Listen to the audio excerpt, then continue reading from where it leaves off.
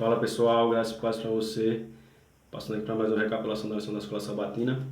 Mais um tema abençoado. Na verdade, a continuação do tema da semana passada, que tem por tema a missão de Deus nos alcança, parte 2. Né? Toda a lição desse trimestre vai focar em missão. O tema desse trimestre é a missão de Deus, minha missão. Então, nós estamos estudando sobre missão. Semana passada estamos na parte 1 dessa lição, essa semana é a parte 2. O verso áureo está em Mateus 28, verso 19, mas antes da gente ler o verso e dar início à recapitulação da lição, convido você a fechar seus olhos para a gente fazer uma breve oração para a recapitulação da lição. Amém? Feche seus olhos. Santo e maravilhoso Deus, eterno Pai, quero te pedir que nesse momento o Senhor possa ser o nosso professor e ao estudar a Tua palavra, bem como a lição da Escola Sabatina, que o Senhor nos ajude a compreender a Tua vontade para a nossa vida e que à medida que a gente compreende, o Senhor nos ajude a vivê-la, Senhor, a pôr em prática em nossas vidas. Nós te pedimos tudo isso em nome de Jesus. Amém. Então, o verso áureo, como eu falei, Mateus 28, verso 19, diz o seguinte: portanto, vão e façam discípulos de todas as nações, batizando em nome do Pai, do Filho e do Espírito Santo. Então, toda a lição dessa semana vai estar centrada nesses versos, ou no que diz esses versos de Mateus 28, que é o texto que nós chamamos de a grande comissão, ou o grande mandamento, ou a grande comissão, ou o grande trabalho que Cristo confiou aos seus discípulos, que foi de ir fazer novos discípulos em todas as nações. A introdução do sábado diz assim: o tema do Deus de missão percorre toda a Bíblia. É o fio condutor da história humana e demonstra o propósito de Deus para a sua criação. Além disso, consolida a revelação divina com um foco: a restauração da imagem de Deus no ser humano caído. Então, a missão que Cristo confiou aos seus discípulos de fazer novos discípulos, esses novos discípulos deveriam refletir o caráter de Deus, porque é isso que Deus deseja fazer em cada um de nós. Restaurar a sua imagem em nós, porque a Bíblia fala que nós somos criados à imagem e semelhança de Deus. O caráter de Deus, Deus deseja restaurar em nós o seu caráter, porque quando a Bíblia fala que nós somos criados à imagem e semelhança, não significa apenas no aspecto físico, porque a Bíblia fala que Deus é espírito, né? Então, não foi no aspecto físico, mas no caráter, na capacidade de raciocinar e no caráter puro e santo como Deus é. Deus diz assim em sua palavra: sede santo, porque eu sou santo. Então, Deus deseja restaurar essa santidade, essa pureza de caráter em nós. E a missão que Cristo confiou aos seus discípulos de fazer novos discípulos tem como base esse propósito de Deus de restaurar a sua imagem em nós. Na parte do domingo, o tema é o Deus triuno, a origem da missão. Essa parte do domingo, para a gente fazer de uma forma bem resumida, ela vem com ênfase em demonstrar a participação da Trindade em todo o processo, tanto de criação e, sobretudo, de redenção dos seres humanos. Por exemplo, a palavra Trindade na Bíblia ela não aparece. Se você for ler toda a Bíblia, de Gênesis a Apocalipse, você não vai encontrar a palavra Trindade. Porém, se você prestar atenção nos detalhes, você vai encontrar os princípios, né? Vai encontrar ali a base bíblica que nós temos para crer em um Deus trino, em um Deus triuno, um Deus Pai, Filho e Espírito Santo. E crer que essas três pessoas são pessoas coeternas, né? São Deus, são um só Deus em poder, em essência, mas são pessoas distintas, com funções distintas, tanto no processo de criação e de redenção da raça humana.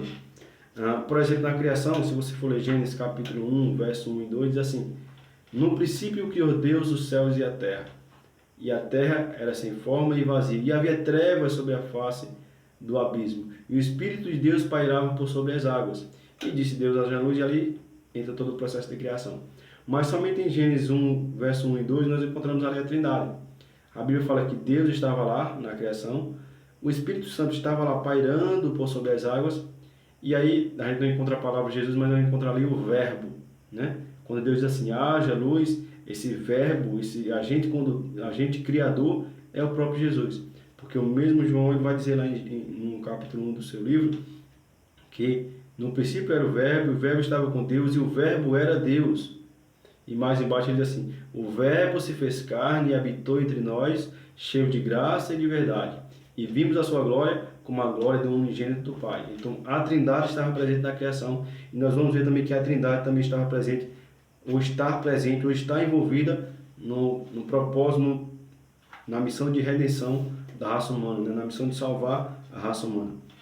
Na parte do meio diz assim: a missão de Deus nas Escrituras tem Jesus na frente e no centro como o único caminho para a salvação. Na missão de Deus de salvar os seres humanos, Cristo é o único caminho pelo qual o ser humano pode ser salvo. A Bíblia fala isso com muita clareza. O próprio Jesus diz assim: não, eu sou o caminho, a verdade e a vida, e ninguém vem ao Pai senão por mim. Em uma outra parte da Bíblia, não há outro nome dado entre os homens pelo qual importa que sejamos salvos, a não ser o nome de Cristo Jesus. Então, na missão de Deus de salvar os seres humanos, Cristo é o único meio de salvação. Por isso que a Bíblia fala que a salvação é pela graça mediante a fé em Cristo Jesus, né? Pela graça sois salvos mediante a fé. Isso não vem de vós, é dom de Deus, é presente de Deus. Efésios 2, verso 8, 9 e 9, né? Então, Cristo é o centro da missão de Deus como meio de salvação. Mas Jesus também nos ajuda a entender a centralidade do Deus triuno para a sua missão. O próprio Jesus nos faz compreender a importância de compreender que Deus Pai, Filho e Espírito Santo estão unidos nessa missão de salvar o ser humano caído. Tudo que Cristo fez foi porque o Pai foi para o seu Pai celestial ou teve origem no seu Pai celestial, como o próprio Jesus falou em João 4:34, João 5, verso 30 e João 12, verso 45. E aí a lição vem meio que destrinchando a participação de cada um da Trindade nesse processo de salvação. O Filho criou o mundo, conforme João 1, verso 3.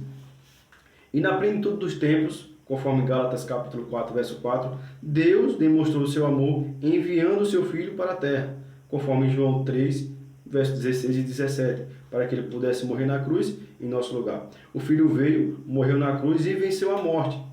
E tendo enviado pelo Pai o Espírito Santo, conforme João 14, verso 26, João 16, verso 17, veio ao mundo, convenceu o mundo do pecado, da justiça e do juízo,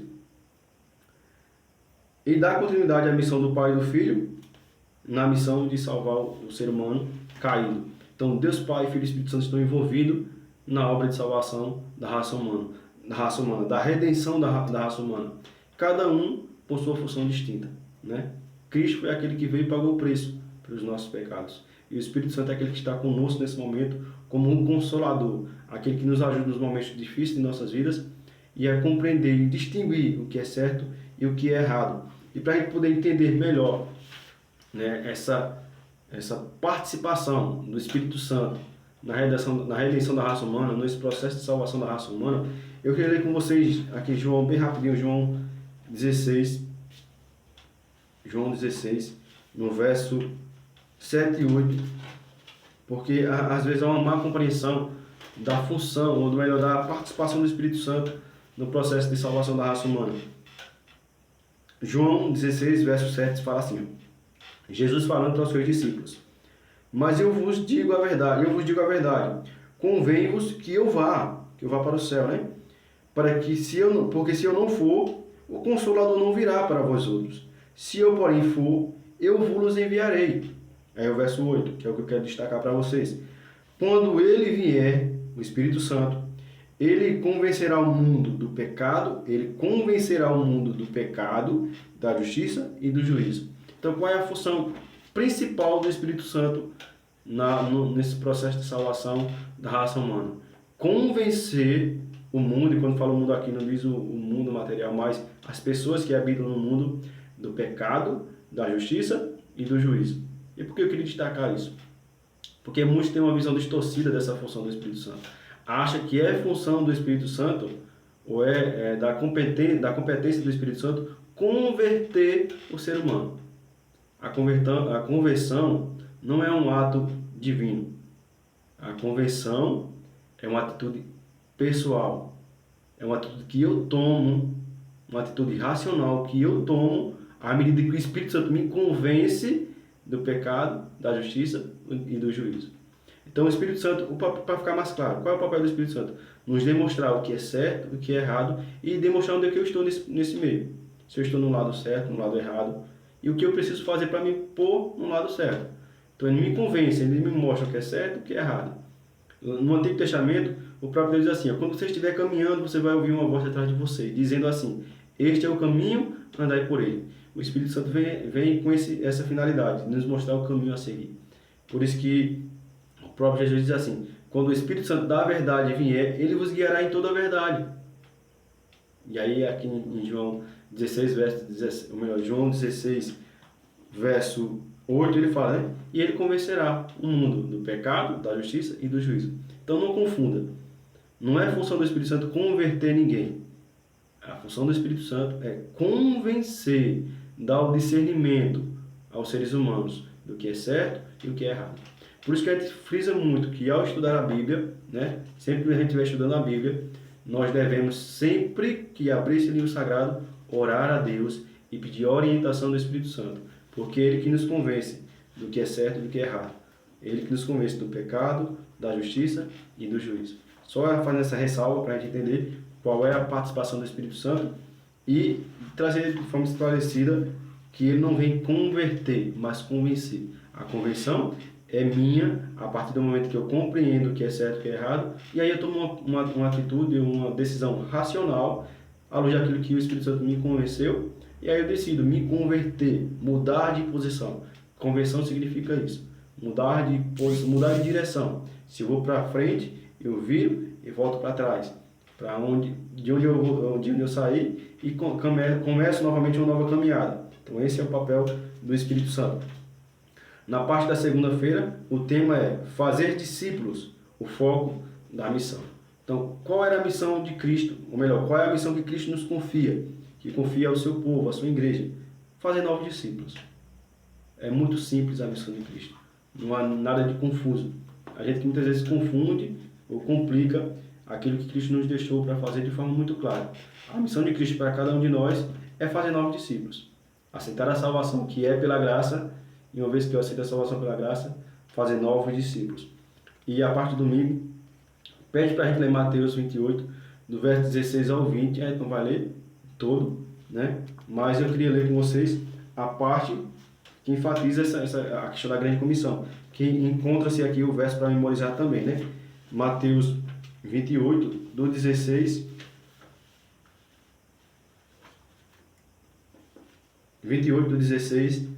ao 20. Eu vou ler todo também do 16 aqui, para a gente entender mais, de forma mais clara. Mateus 28, verso 16 em diante diz assim: Seguiram os 11 discípulos para a Galiléia, para o monte que Jesus havia lhe designado. E quando o viram, o adoraram, mas alguns duvidaram. Jesus, aproximando-se, falou-lhes, dizendo: Toda autoridade me foi dada nos céus e na terra. Ide, portanto, e fazer discípulos de todas as nações, batizando-os em nome do Pai, do Filho e do Espírito Santo, ensinando-os a guardar todas as coisas que vos tenho ordenado. E eis que estou convosco todos os dias até a consumação dos séculos. Então Cristo diz, né? Ide por todo mundo e pregai o evangelho a toda criatura, batizando em nome do Pai, do Filho e do Espírito Santo, ensinando a guardar todas as coisas que vos tenho ensinado. Isso é um diferencial, né? Que a gente tem que destacar aqui. Cristo nos chama a fazer discípulos e ensinando esses discípulos tudo aquilo que Cristo tem nos ensinado. Fazer discípulo é o foco da grande comissão, né? Aqui a lição destaca esse ponto. Fazer discípulo é o foco da grande comissão. É a principal tarefa da missão. E aqui embaixo ele fala assim: é importante destacar, na grande comissão, o único verbo de ação no imperativo é fazer discípulos. O imperativo dessa frase que lemos não é o id, na verdade, é façam. Nós temos que ir e fazer discípulos. E qual é a diferença entre fazer discípulos e fazer membros de igreja? Há uma visão torta com relação a se fazer discípulo hoje em dia. Há muita gente que acha que fazer discípulos é apenas levar pessoas ao batismo, né? Pessoas se batizarem e se tornarem membros de igreja. Cristo não nos chama a fazer novos membros de igreja. Cristo nos chama a fazer novos discípulos, né? Seguidores de Cristo, aqueles que irão replicar os ensinos de Cristo. Isso são dados, né? Que são estudos que são levantados no meio cristão, não só adventista, mas de toda a cristandade protestante, que está distorcido hoje essa visão de discipulado. Muitos pensam que fazer discípulo é batizar pessoas e encher a igreja de membros, mas não é isso. Fazer discípulo é ensinar, é batizar também, como o texto que lembra diz, batizando em nome do Pai, do Filho e do Espírito Santo, mas ensinando-os a guardar todas as coisas que vos tenho ordenado. E Cristo nos dá uma garantia, uma bênção de que estaria conosco todos os dias até a consumação dos séculos. Então, o discípulo, à luz da Bíblia, é aquele que continua aprendendo. Ele não só se batiza e acabou. Cristo não nos chamou a ser apenas membros de igreja, mas a ser discípulos. Discípulos, discipuladores.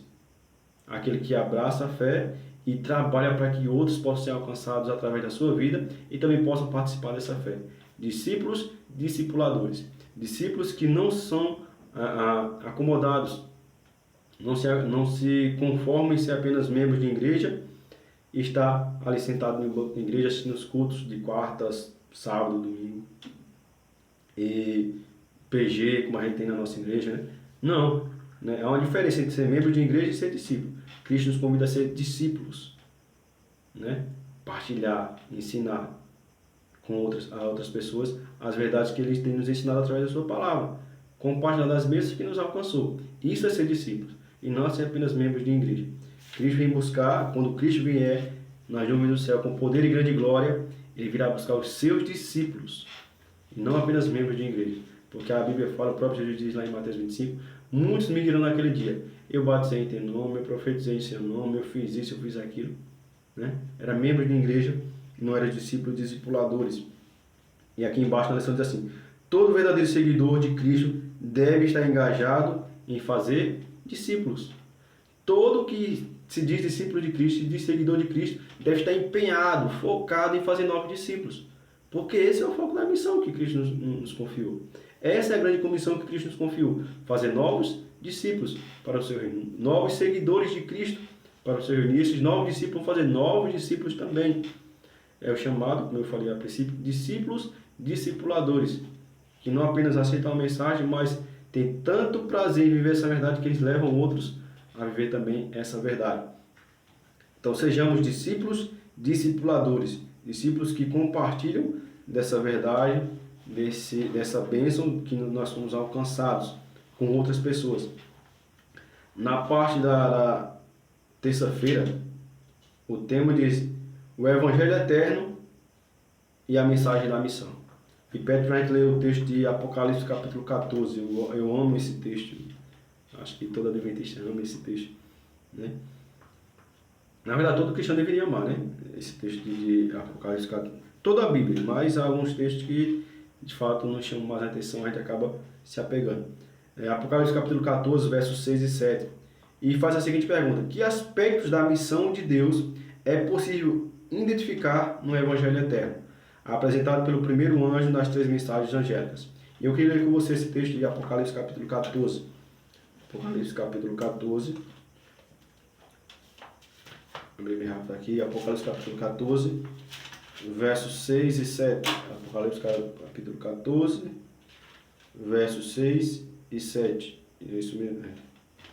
Então diz assim: vi outro anjo voando pelo meio do céu, tendo o evangelho eterno para pregar aos que se assentam sobre a terra, a cada nação, tribo, língua e povo, dizendo em grande voz: temei a Deus e dá-lhe glória, pois é chegada a hora do seu juízo. E adorai aquele que fez os céus e a terra, o mar e as fontes das águas. E a pergunta era: qual aspecto da missão de Deus nós podemos encontrar no Evangelho Eterno?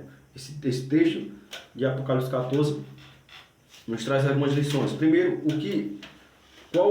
qual o ponto de união, né, entre a mensagem de Apocalipse 14, versos 6 e 7, e a grande comissão de Mateus 28. É a pregação do Evangelho a toda nação, tribo, língua e povo. Lá em Mateus 28, Cristo diz assim: ide por todo o mundo e fazer discípulo em todas as nações, batizando em nome do Pai, do Filho e do Espírito Santo. Todas as nações, batizando em nome do Pai, do Filho e do Espírito Santo. Aqui em Apocalipse 14, ele fala que ele viu um anjo, João disse que viu outro anjo, com o Evangelho eterno para ser pregado a cada nação, tribo, língua e povo. Ou seja, tanto o Evangelho de Mateus 28, Mateus 28, verso do 18 ao 20, quanto Apocalipse capítulo 14, se concentra no foco de que a missão de Deus ela deve abranger todo mundo. A pregação do Evangelho deve ser anunciado em todo mundo. E isso com rapidez, com agilidade, porque João disse que viu um anjo voando.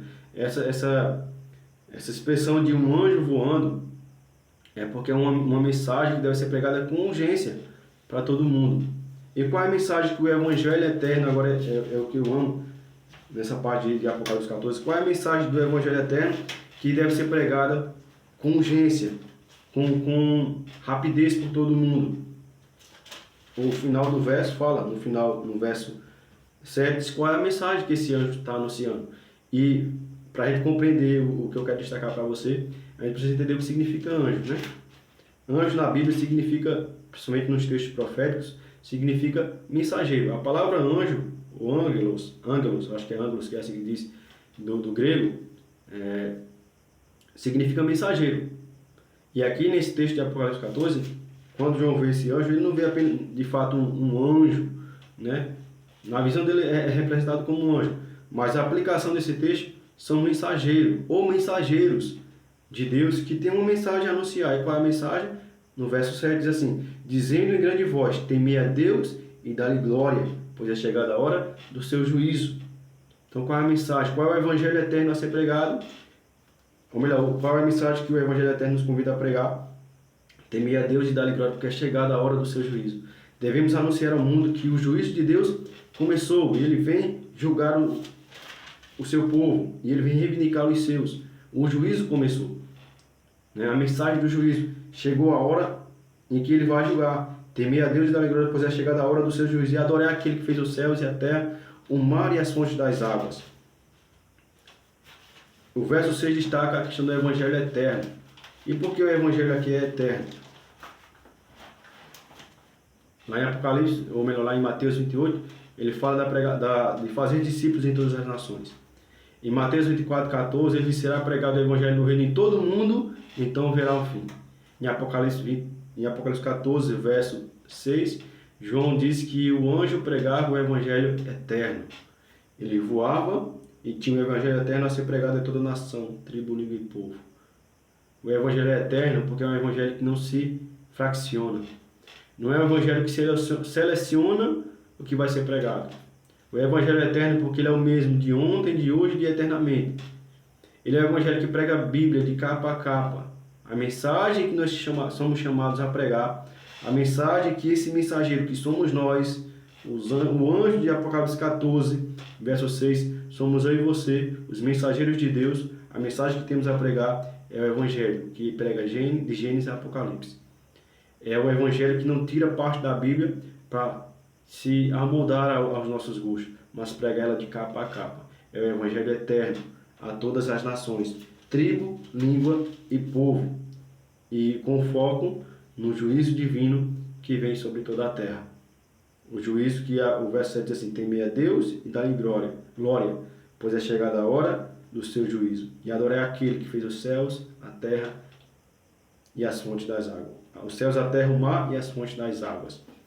O Evangelho eterno deve ser pregado a todo mundo, para que Cristo possa voltar e reivindicar os seus. Apocalipse capítulo 14, versos 6 e 7 é o único texto nas Escrituras em que as palavras eterno e Evangelho estão ligadas. Então o Evangelho é eterno e ele deve ser pregado em sua totalidade. Lá embaixo, no último parágrafo dessa parte da terça-feira, diz assim: a proclamação do juízo é uma anunciação de que a segunda vinda de Cristo está próxima, e a sua proclamação é chamada de Evangelho eterno. Desse modo, demonstra que a pregação da segunda vinda de Cristo, ou a anunciação da sua brevidade, é a parte essencial da mensagem evangélica. Qual é o foco da missão, ou melhor, da mensagem que Cristo nos confiou? Anunciar que Cristo está às portas, que Ele virá.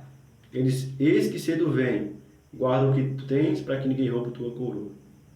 Em outra parte, na Bíblia diz assim: aquele que há de vir virá e não tardará. Então, Cristo está às portas. E Ele convida a mim e a você que abra sua fé nele, compartilhar dessa verdade, levar outros a aceitarem a Cristo como Salvador de suas vidas e fazer novos discípulos para o seu reino. na parte da quarta-feira, o povo de Deus, o canal da missão. Essa parte aqui é linda, é maravilhosa essa parte da quarta-feira. Se você estudou a lição e você compreendeu que Deus fala através dessa lição na parte da quarta-feira, eu acho que você fez, se fizer um exame de consciência, deve suplicar a Deus misericórdia e pedir que nos ajude a ver no centro da vontade dele e cumprindo o papel que ele nos confiou, né? Então aqui diz o seguinte, na parte da introdução da quarta-feira: Deus sempre tem tido aqueles que representam fielmente o seu caráter. Em obediência, segue seus propósitos. O povo de Deus é formado por aqueles que foram chamados e que aceitaram o seu convite para ser participantes de sua graça. Todos eles foram e continuam a ser instrumentos de Deus para cumprimento de sua missão. Todos aqueles que aceitam a Cristo como Salvador têm uma parte a desempenhar na obra de salvação de outras pessoas. Pede para a gente ler Gênesis capítulo 12, verso do 1 ao 3, e Deuteronômio capítulo 7, e verso 6, verso 11 e 12. Eu não vou ler todos os textos, mas eu queria ler Deuteronômio capítulo 7, verso 6. E a pergunta é: qual era o propósito de Deus, qual era o propósito original de Deus para o seu povo no Antigo Testamento? No Antigo Testamento, qual era o propósito de Deus para o seu povo? Deuteronômio capítulo 6, melhor, capítulo 7, e o verso 6 nos diz o seguinte: propósito de Deus para o seu povo no Antigo Testamento. Porque tu, Deus falando, porque tu és povo santo ao Senhor, teu Deus. O Senhor teu Deus te escolheu para que ele fosse o seu povo próprio, e de todos os povos que há sobre a terra. Então, qual era o propósito original de Deus para o seu povo no Antigo Testamento? Ser um povo separado por Deus e para Deus, para um propósito santo. E qual é esse propósito santo? O propósito de Deus para o povo de Israel era que eles fossem uma nação santa, e a santidade do povo não era para exaltar a nação acima das outras e o povo se soberbecer, se achar melhor do que os outros povos, não. Era porque à medida que o povo fosse exaltado por Deus e refletisse para o mundo o caráter de Deus na sua santidade, as nações fossem atraídas a Deus através do povo de Israel. O povo viria a Israel a conhecer a razão da grandeza daquela nação, e o povo deveria dizer: é o nosso Deus que nos proporciona isso. É o nosso Deus que nos faz crescer e prosperar. É o nosso Deus que nos proporciona essa santidade na sua presença. E com isso, as pessoas eram atraídas também a Deus. Então, de uma forma bem clara, o propósito de Deus para o povo de Israel é que eles fossem um instrumento de bênção para as outras nações à sua volta, e eles pudessem ser instrumento de salvação nas mãos de Deus, né? E a gente vai ver já que isso também é o propósito de Deus para mim e para a tua vida, com um texto bem claro que a gente vai falar no finalzinho da lição aqui. Mas ainda aqui na parte da quarta-feira, nos diz o seguinte: a missão não se originou na igreja. Olha que lindo isso aqui. A missão não se originou com a igreja, mas a igreja existe porque Deus ainda tem uma missão a ser cumprida e a está usando para fazer isso. Então, a missão não surgiu com a igreja. A missão de Deus de salvar não surgiu com a igreja. A igreja surgiu, ou foi criada, ou foi fundada, porque Deus ainda tem uma missão a desempenhar, e a igreja está sendo usada por Deus para desempenhar essa missão. Então eu e você fazemos parte da igreja de Deus, do povo de Deus, temos parte nessa missão que Deus está desempenhando de salvar o pecador da condenação do pecado. Qual é a missão da igreja hoje? Olha aqui a indagação, é uma indagação, né? Qual é a missão da igreja hoje? É a mesma missão daquele que chamou a igreja à existência. A missão da igreja é a mesma missão daquele que chamou a igreja à existência, ou seja, a missão da igreja é a mesma missão de Cristo, que fundou a igreja. E qual era a missão de Cristo? Está em Lucas, capítulo 19, verso 10. O Filho do Homem veio buscar e salvar o perdido. Então qual é a missão da igreja? Buscar e salvar o perdido. Veja que esse verso é lindo. Ele não diz que a gente tem que aceitar os perdidos entre nós. A gente não tem que apenas acolher os perdidos que chegam até nós, mas Cristo diz que ele veio buscar e salvar o perdido. Então a minha missão e a sua missão é ir buscar e salvar o perdido.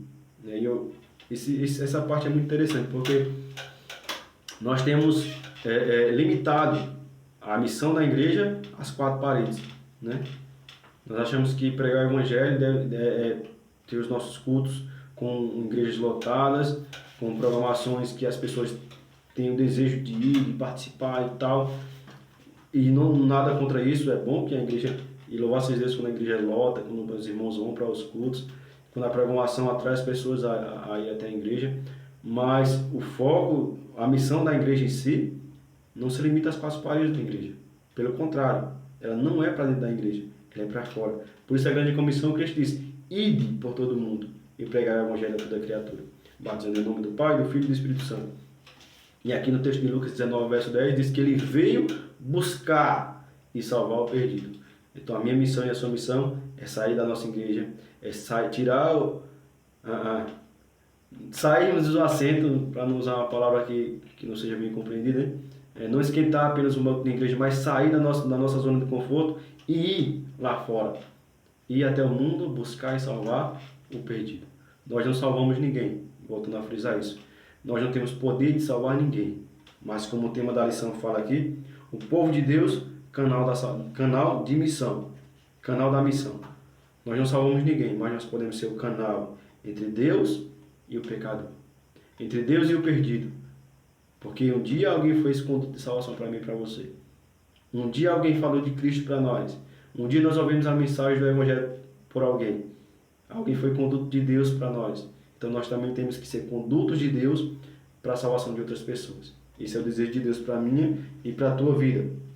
Lá embaixo, um texto de Testemunhos Seletos, página Testemunhos para a Igreja, na verdade, da página 315, diz assim: a missão da Igreja de Cristo é salvar os pecadores que estão a perecer. É divulgar o amor de Deus aos homens, conquistando-os para Cristo pela eficácia daquele amor, do amor de Cristo. Conquistando as pessoas pelo amor de Cristo.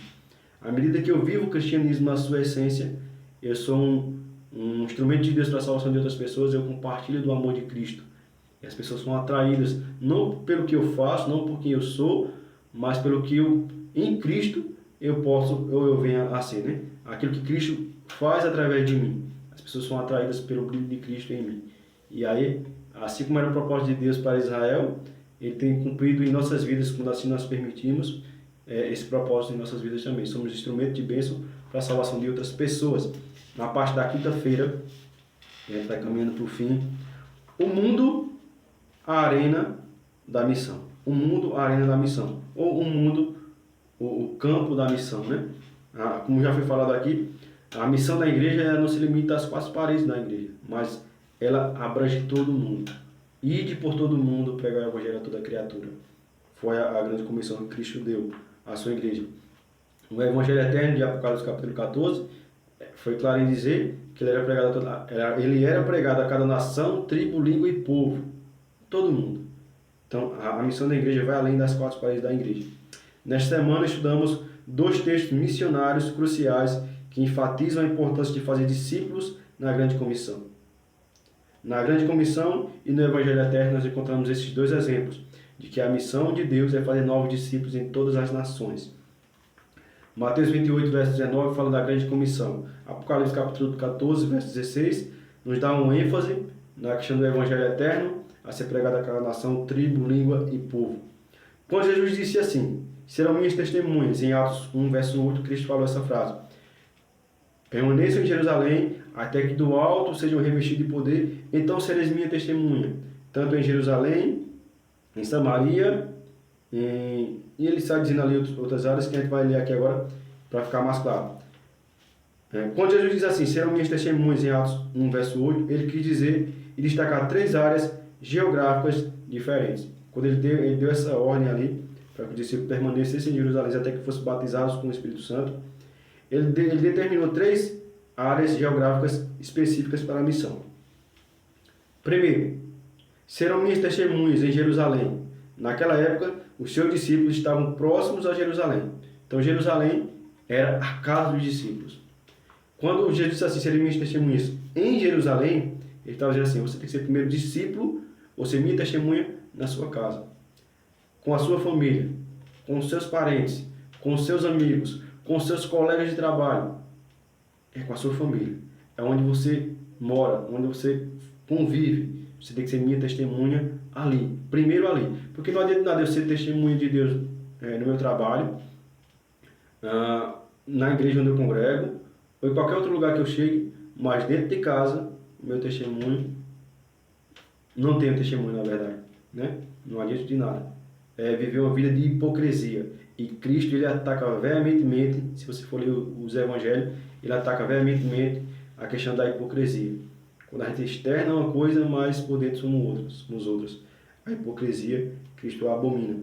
A segunda área, ele continua dizendo assim: como em toda a Judéia e Samaria, nossa missão também envolve os que estão a seca, de certa forma, próximos de nós, e ao mesmo tempo distante. São pessoas que falam a nossa língua e têm cultura semelhante à nossa, mas não vivem na mesma realidade que nós. Esse é outro lugar da nossa missão. Ou seja, as pessoas que falam a nossa língua, mas só que não moram perto de nós, né? A gente pode pregar o evangelho para aquelas pessoas que estão distantes. Através de um vídeo desse a gente alcança outras pessoas também.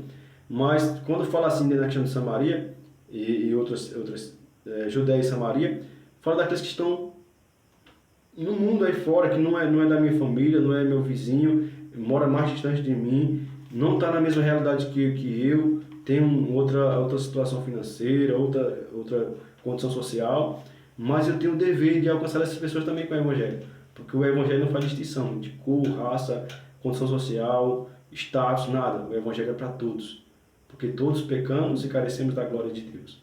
Então, deve alcançar a todos. A terceira área, que Jesus enfatiza em Atos 1, além disso, Cristo disse: ide até os confins da terra. E aí os confins da terra é o que nós já falamos aqui de Mateus 28, versos 19 e 20, de Apocalipse capítulo 14, versos 6 e 7, que é a pregação do Evangelho em todo mundo, na sua escala mais ampla que se possa imaginar. A pregação do Evangelho em todo mundo. Então, a nossa missão, ela abrange as três áreas da nossa vida: a área familiar, a área social e a missão global da igreja na pregação do Evangelho em todo mundo, para que Cristo volte, como ele mesmo falou, em Mateus 24, 14. E será pregado o Evangelho do Reino para testemunhar a todas as nações, então virá o fim. Na parte da sexta-feira tem um estudo adicional. Eu não vou ler porque eu estou vendo que o vídeo já está bem longo. Então, para a gente concluir, eu queria ler 2 textos com vocês bem rápido, para a gente entender de forma bem resumida o que essa lição quer nos ensinar. O primeiro texto é de Isaías capítulo 6. Isaías capítulo 6. Ou melhor, não vou ler logo de Isaías não, eu vou ler logo de 1 Pedro capítulo 2. 1 Pedro capítulo 2, verso 9 e 10. É um texto que eu amo, esse texto é um texto lindo. 1 Pedro capítulo 2, para a gente concluir bem rápido aqui. 1 Pedro capítulo 2. Espero que você fique até o fim desse vídeo, tenha ficado até aí. Sei que o vídeo está um pouco longo, mas é para a honra e glória do nosso Deus. 1 Pedro capítulo 2, verso 9 e 10, diz assim: vós, viu que a gente falou sobre o propósito de Deus para os seus filhos, para o povo de Israel, lá no Antigo Testamento. Mas qual é o propósito de Deus para a sua igreja hoje? Né? Como eu falei, qual é o propósito de Deus para a sua igreja hoje? Além de tudo que nós já falamos, né? Num texto bem claro, bem especificado, nós encontramos as bênçãos de fazer parte do povo de Deus, mas também encontramos as responsabilidades. 1 Pedro capítulo 2, do verso 9, a parte A do verso, a primeira parte do verso, traz as bênçãos de fazer parte do povo de Deus. Ele diz assim: vós, porém, sois raça eleita, sacerdócio real, nação santa, povo de propriedade exclusiva de Deus. Ele fala que nós somos raça eleita, sacerdócio real, nação santa e povo de propriedade exclusiva de Deus. As bênçãos que Deus nos concede por aceitar a Cristo como Salvador e fazer parte do seu povo. Eu não vou me deter em explicar cada um desses tópicos, porque senão vai ficar muito longo, mas é um grande privilégio que temos de fazer parte do povo de Deus, ser nação santa, povo de propriedade exclusiva de Deus. Mas na parte B do verso, no verso 10, ele vem trazendo agora as responsabilidades que temos ao aceitarmos essa salvação e aceitar fazer parte desse povo. Ele termina dizendo assim: vós sois povo de propriedade exclusiva de Deus, a fim de proclamardes as virtudes daquele que vos chamou das trevas para a sua maravilhosa luz. Vós sim, que antes não eras povo, mas agora sois.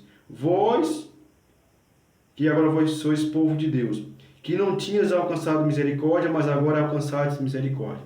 Então nós somos povo de Deus, nação santa, povo de propriedade exclusiva de Deus, mas com um objetivo: proclamar as virtudes, ou anunciar as virtudes daquele que nos chamou das trevas para a sua maravilhosa luz. Esse é o nosso dever, é a nossa obrigação, pregar a Cristo, um Cristo crucificado e ressurreto e prestes a vir. E o último texto, Isaías capítulo 6, para a gente encerrar, Isaías capítulo 6. Isaías 6, verso 8, ele fala assim, esse texto é lindo também, Isaías 6, verso 8.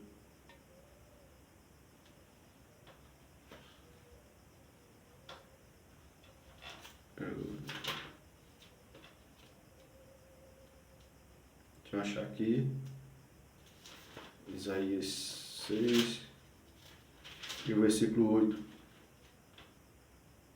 No versículo 1 até o versículo 7, fala ali da visão que Isaías teve de Deus e tudo mais.